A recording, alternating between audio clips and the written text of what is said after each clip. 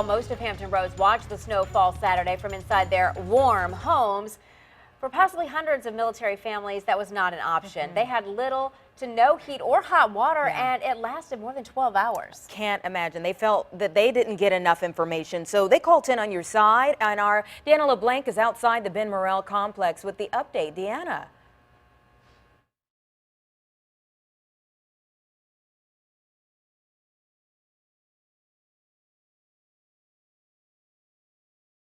House is still cold, hasn't heated up.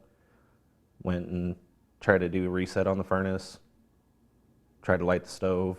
This family is one of about 120 others that made calls for service from the Ben Morrell housing complex Saturday, according to the Navy. They had no heat and no hot water. The problem was low gas pressure from a line on the Navy base. So call their 24-hour maintenance number, which is what they referred us to on their Facebook page, which is a call center in California. This family, who asked not to be identified, felt that Lincoln Military Housing should have done more. Two people in their home have medical conditions. They wanted details on when their heat would be back on. But I didn't want to go get a hotel room and then an hour later the heat's back on. I didn't want to jump to that. But after making 17 phone calls from noon to 9, they say they never got any concrete answers.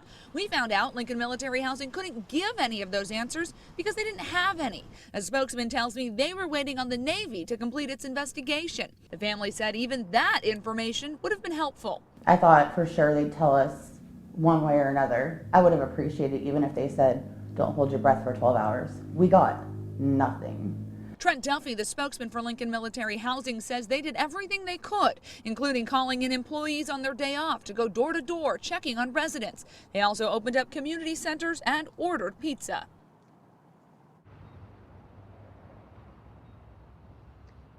Now, I also spoke with some families, as I mentioned, that said they thought the Navy and Lincoln Military Housing did the best they could. Lincoln Military Housing did open up those community centers, but no one spent the night. The Navy also opened up a gym so that people could have access to hot water. They put cots there, but nobody spent the night there either. Now, the Navy says they will continue to investigate to see what caused that valve to end up in an improper position. No word on that tonight. Live in Norfolk, I'm Deanna LeBlanc. 10 on your side.